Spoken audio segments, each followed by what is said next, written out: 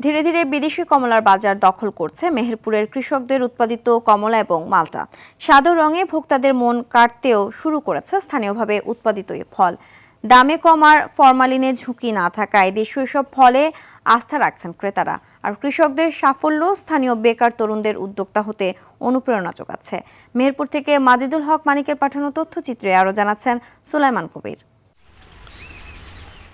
গত কয়েক বছর ধরে মেহেরপুর জেলা জুড়ে মাল্টা ও কমলার আবাদ হচ্ছে, তবে বিদেশি ফলের মতো রং না হওয়ায় শুরুতে বিপাকে পড়েন উদ্যোক্তারা। বর্তমানে উন্নত জাতের কমলা ও মাল্টা আবাদে ফিরতে শুরু করেছে ভোক্তাদের আস্থা।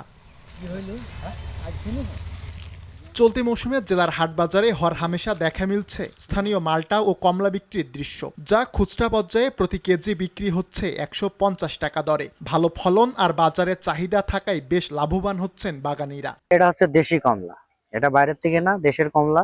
বাজারজাত করতে সমস্যা হয় না, কারণ তো দেখতেই পাচ্ছেন নিয়ে যাচ্ছে। এবং এটার হারভেস্ট হয় নভেম্বরের মাঝামাঝি থেকে শুরু হয়। আর বাজার দর আলহামদুলিল্লাহ ভালো। দেশীয় কমলা মালটার চেয়ে বিদেশ থেকে আমদানিকৃত ফলের দাম অনেক বেশি, আবার রয়েছে ফরমালিন সহ ক্ষতিকর উপাদান থাকার আশঙ্কা। তাই স্থানীয়ভাবে উৎপাদিত এসব টাটকা ফলে আকৃষ্ট হচ্ছেন ক্রেতারা। আমাদের এখন দেশে এই বিদেশি যে মালটাগুলা সেই তুলনায় আমাদের দেশে মালটা চাষ হচ্ছে। তো এই মালটাগুলা বিদেশি রঙের চেয়ে তো কোনো অংশে কালার কম না, মিষ্টিতে কম না, স্বাদে ভরপুর। বিদেশি ওইসব কমলার চেয়ে এগুলো খাওয়া বেটার, দাম অনেক কম। গবেষণার মাধ্যমে মেহেরপুরের কমলার স্বাদ ও মান বাড়িয়ে বিদেশেও রপ্তানি করা সম্ভব বলে মনে করেন জেলা কৃষি বিপণন কর্মকর্তা।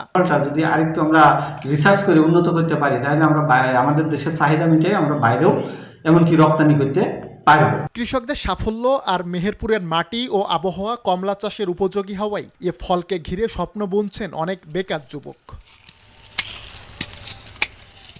সুলাইমান কবির, RTV।